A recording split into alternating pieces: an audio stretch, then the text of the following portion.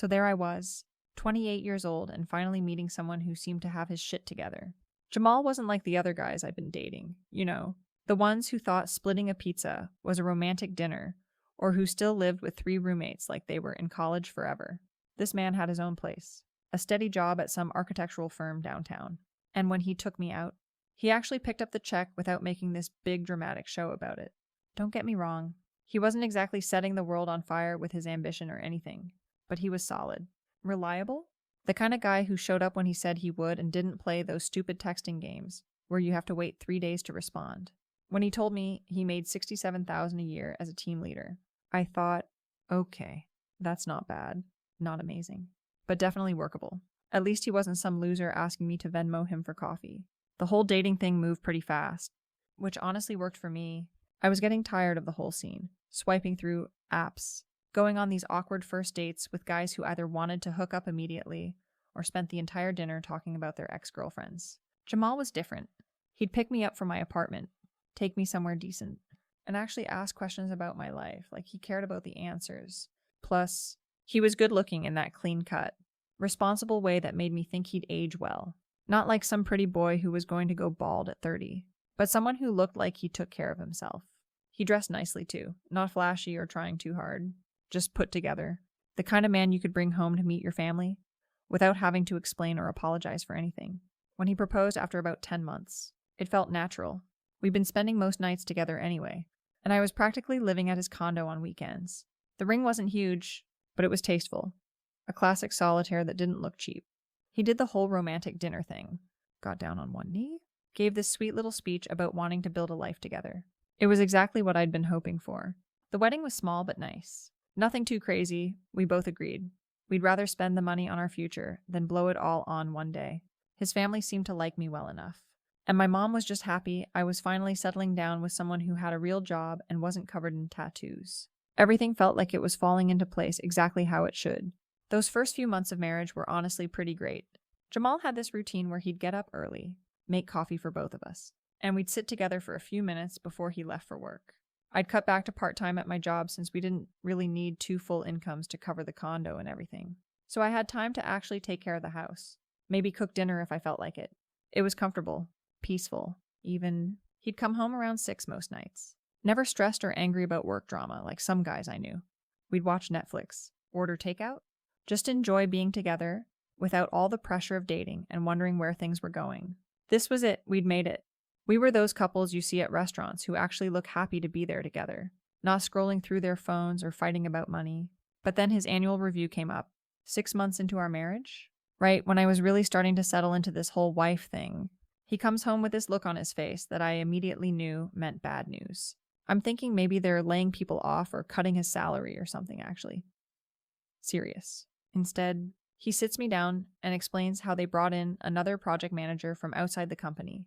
I didn't get the promotion, he says, trying to sound all positive about it, but they gave me a 5% raise. So it's something 2.5% on $67,000. I did the math in my head. That's like an extra $34 a week before taxes. Meanwhile, some stranger gets the position he'd been working toward for over a year, and he's sitting there acting like this tiny raise is some kind of consolation prize worth celebrating. I tried to be supportive. I really did. Told him how the company obviously values him if they gave him a raise at all. How these things take time. How I was proud of him for handling it so professionally. But inside, I'm thinking, this is it. This is the man who's supposed to change my life. The one who's going to give me the future I've been working toward. It's not like I expected him to become a millionaire overnight, or anything unrealistic like that. But I guess I thought marriage would mean we'd be moving forward together, building something bigger than what we had when we were just dating. Instead, we're stuck in this exact same place while other people who probably aren't even as smart or hardworking as Jamal, are getting ahead. The worst part was how he just accepted it. No anger. No plan to look for something better. No fire in his belly about proving them wrong. Just this resigned acceptance that this is how things are, and we should be grateful for whatever scraps they throw our way. Watching him fold his work shirts that night, humming some song like nothing had changed, I felt this sick drop in my chest, realizing this might be as good as it gets. That's when things started shifting between us. Not all at once. I'm not some crazy person who flips out over one disappointment. But little things started bothering me that never had before. The way he'd get genuinely excited about finding a good deal at the grocery store. Like saving $3 on cereal was some major victory. How he'd suggest we split an appetizer when we went out because we probably don't need that much food anyway.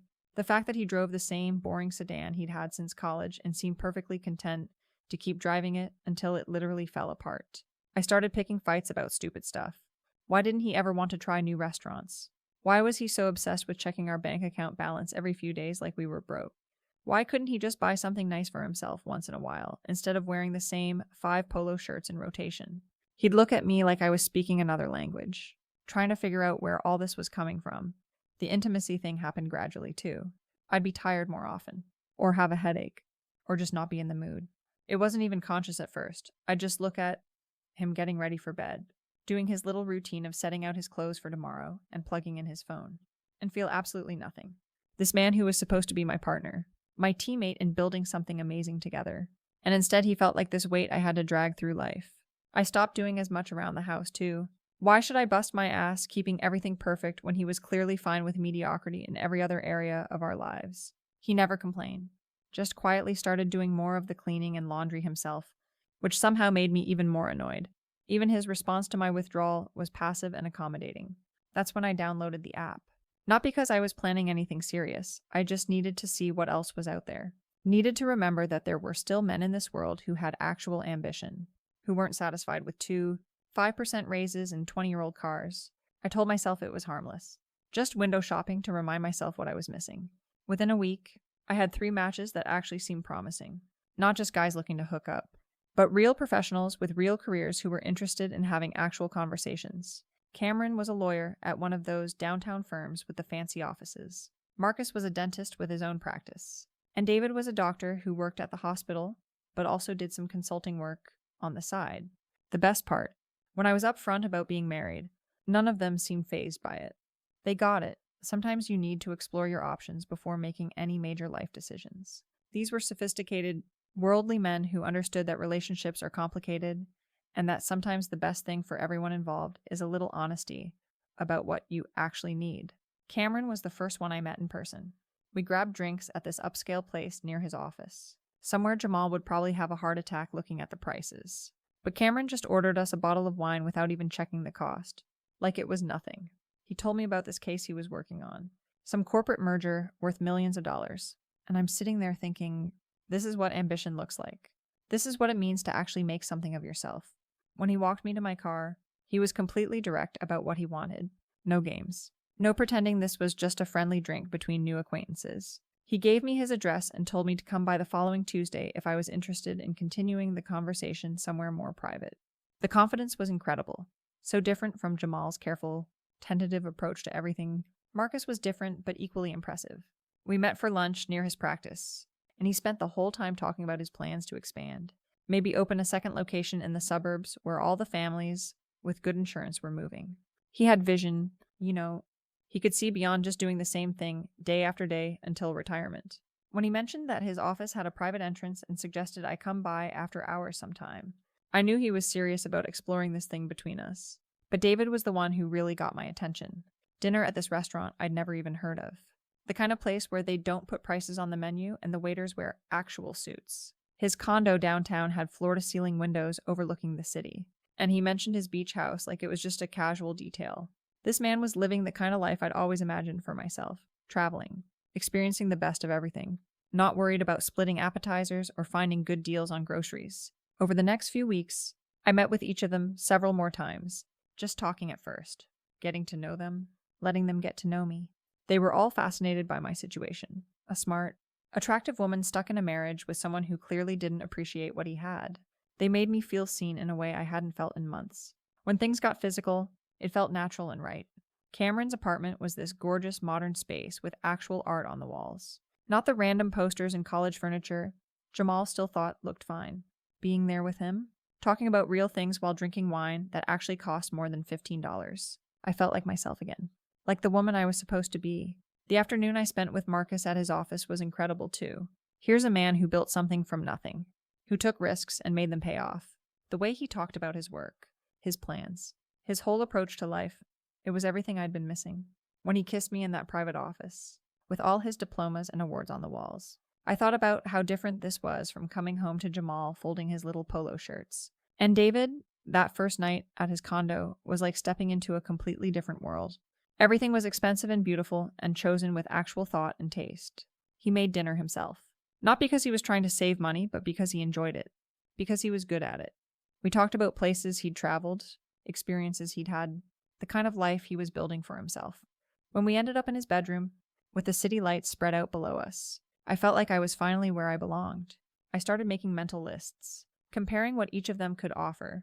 Cameron had the steady income and the impressive career. Plus, he seemed like the type who'd be a good long-term partner. Marcus had the entrepreneurial spirit and was clearly going places with his business. David had the lifestyle I wanted right now, the luxury, the experiences, the freedom to enjoy the best of everything. The whole time, Jamal had no idea anything had changed. He'd come home from his little job, ask about my day, suggest we watch some show together like we were this happy couple just enjoying our quiet life. I'd sit there listening to him talk about office politics and project deadlines, thinking about the conversations I'd been having with actual successful men about actual important things. It wasn't sustainable. I could see that.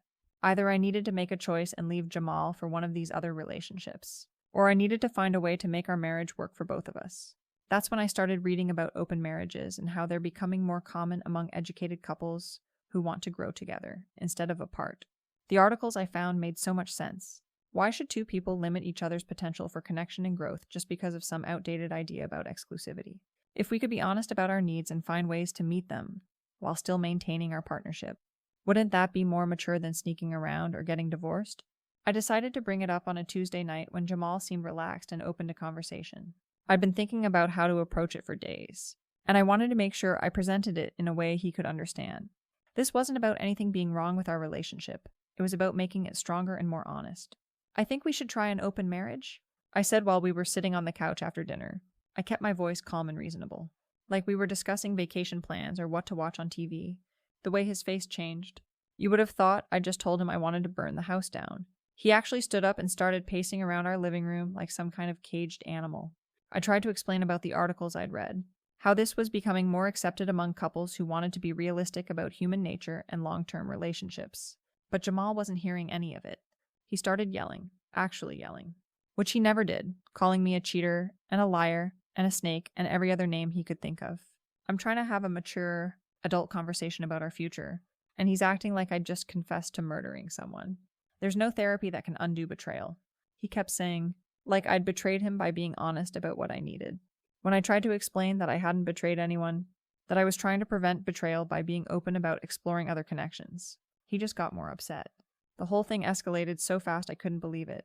1 minute, we're having what I thought was a reasonable discussion, and the next minute he's demanding I pack my stuff and get out of our home.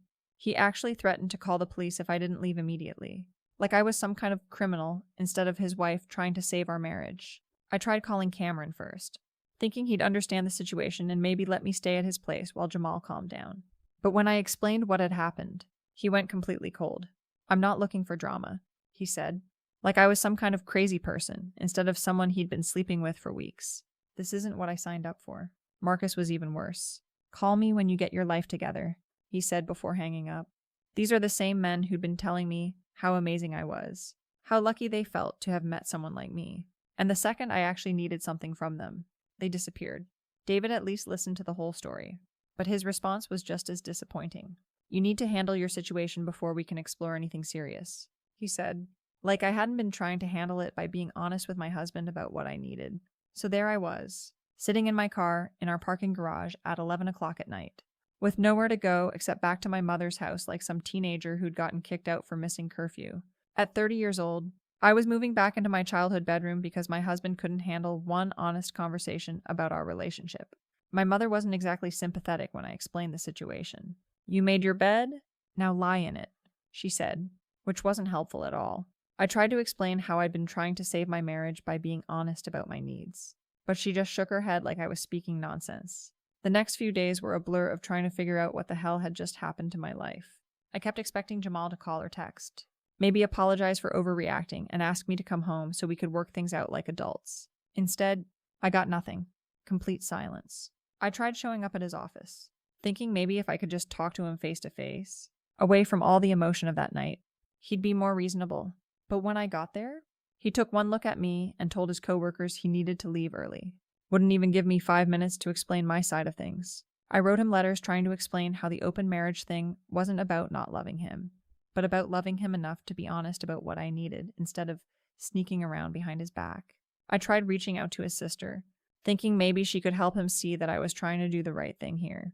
Nothing worked. It was like he'd just decided I was this terrible person and refused to consider any other perspective. A week later, some guy showed up at my mother's door with divorce papers. Divorce papers. Like we couldn't even try counseling or mediation or anything normal people do when they hit a rough patch. When I called the number on the papers to try to talk to his lawyer about working things out, they told me Jamal had specifically requested no mediation. He wanted to handle everything through attorneys and didn't want to be in the same room with me. The whole divorce process was a nightmare. Months of paperwork and lawyers, and this man I'd been married to acting like I was some kind of stranger he'd never cared about. He didn't ask for much, just wanted the condo and his car and to never have to see me again. Like our whole relationship had meant nothing to him. I kept thinking he'd change his mind, that eventually he'd realize how much he missed what we had and reach out to try to work things out. Even if the open marriage thing was off the table, couldn't we at least try to rebuild what we'd lost? But every attempt I made to contact him got ignored. Complete radio silence, like I'd never existed. A couple months after he filed the papers, David texted me out of nowhere. Just a simple, "Hey, how are you holding up?" That made me think maybe he'd been missing what we had too. We started seeing each other again. Nothing serious. Just casual hookups when he was in the mood. It wasn't ideal, but at least it was something. At least someone still wanted to spend time with me. For about a month. I thought maybe this could develop into something real. He'd invite me over. We'd have dinner, spend the night together, and I'd think about how this was probably how it was supposed to work out anyway. Maybe the whole marriage thing had just been a detour. And now I was getting back on track toward the life I was actually meant to have. But then David sat me down one night and basically told me I needed to stop acting like we were in a relationship. "You need to stop acting like you're the main character," he said. "You're not my girl. You're not even in the rotation like that. You're cool. We have fun, but don't overstep. Play your position." Play my position? Like I was some kind of bench player instead of someone he'd been telling for months was special and amazing and everything he'd been looking for. The same man who'd made me feel like I was finally living the life I deserved was now telling me I wasn't even important enough to be considered a regular hookup. That's when it really hit me what I'd lost. Not just Jamal, but the whole life we'd built together. The security, the partnership, the feeling of being someone's priority instead of just an option. I'd given up something real and solid for these men who disappeared. The second things got complicated. I tried texting Jamal one last time. Just a simple message saying I missed him and asking if we could talk. No response. Not even the courtesy of telling me to leave him alone. Just complete silence like I was already dead to him. So here I am, 30 years old, living in my mother's guest bedroom, going on dates with guys who never call back or who turn out to be even worse than the situation I left.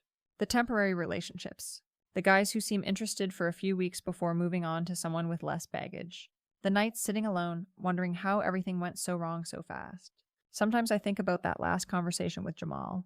When I tried to explain that I'd never meant to hurt him, "I know I didn't deserve this," he said, and maybe he was right. Maybe he didn't deserve a wife who couldn't appreciate what she had until it was gone. But I didn't deserve to be completely cut off either. Like our whole relationship had meant nothing. The thing is, I still think the open marriage idea could have worked if he'd been willing to actually consider it, instead of just reacting emotionally. We could have figured out a way to make both of us happy, to meet each other's needs without all this drama and pain. But he chose to blow everything up instead of working with me to find a solution. Now I'm stuck in this weird limbo, not really single but definitely not married, watching other people my age buy houses and start families, while I'm back where I was 10 years ago. It's not exactly the life I pictured when I was walking down the aisle, thinking I'd found my person. But I'm not giving up. There are still good men out there. Men who understand that relationships take work, and compromise and honest communication about what you need. Maybe I just need to be more careful about choosing someone who's mature enough to handle real conversations about real issues instead of running away the first time things get complicated. At least I know what I'm looking for now. Someone with ambition. Someone who's building something meaningful with their life. Someone who won't settle for mediocrity just because it's comfortable. Someone who deserves the kind of partner I know I can be when I'm with the right person.